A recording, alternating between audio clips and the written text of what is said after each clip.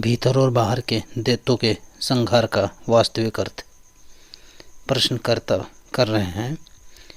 जिस तरह से दैत्यों की सेना के बारे में बताया है कि बहुत शक्तिशाली हैं, बहुत सारे सैनिक हैं, तो ये क्या जो हमारी वृत्तियां हैं उनकी शक्ति के बारे में बताया जा रहा है?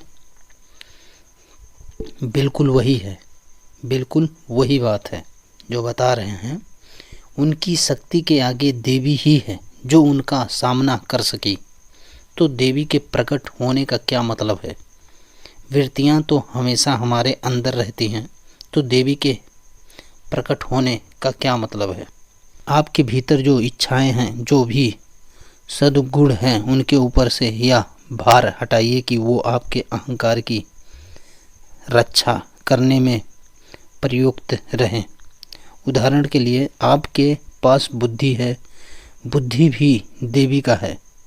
देवत्व एक रूप है। बुद्धि के ऊपर से बिल्कुल हटा दीजिए कि बुद्धि आपके अहंकार की रक्षा करे। बुद्धि का प्रयोग दोनों चीज़ों के लिए हो सकता है ना?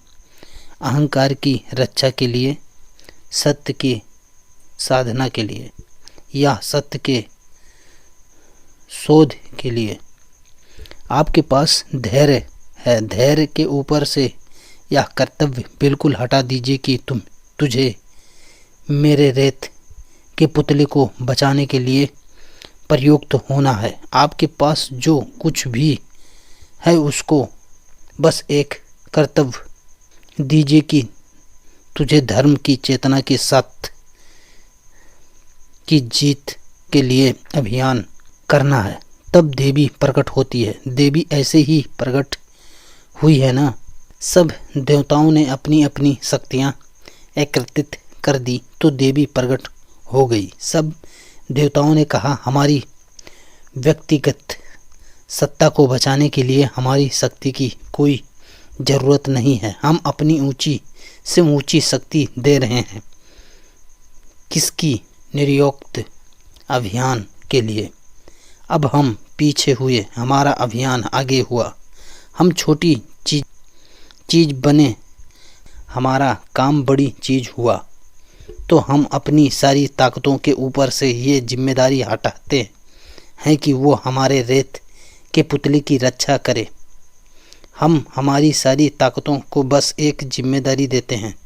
हम अपने ज्ञान को अब यह जिम्मेदारी नहीं दे रहे हैं कि हमारा ज्ञान हमारे अहंकार को बचाने के काम आए। हमारे ज्ञान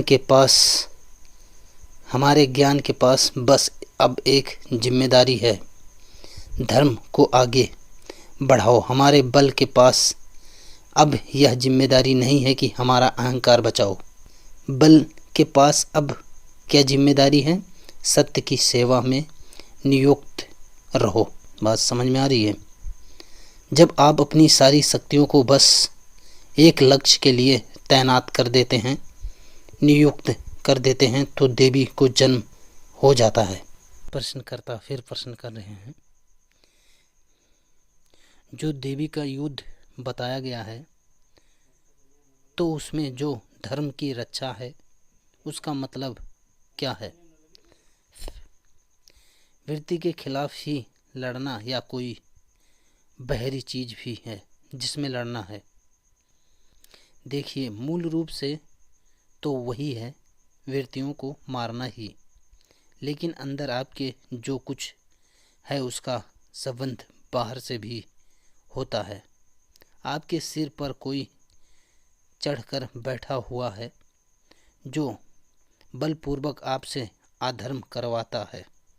अब पहली बात यही है कि आपके अपने भीतर उस लोभ को या भय को आप मार दें जिसके कारण आपको उस अधर्मी के सामने झुकना पड़ता है।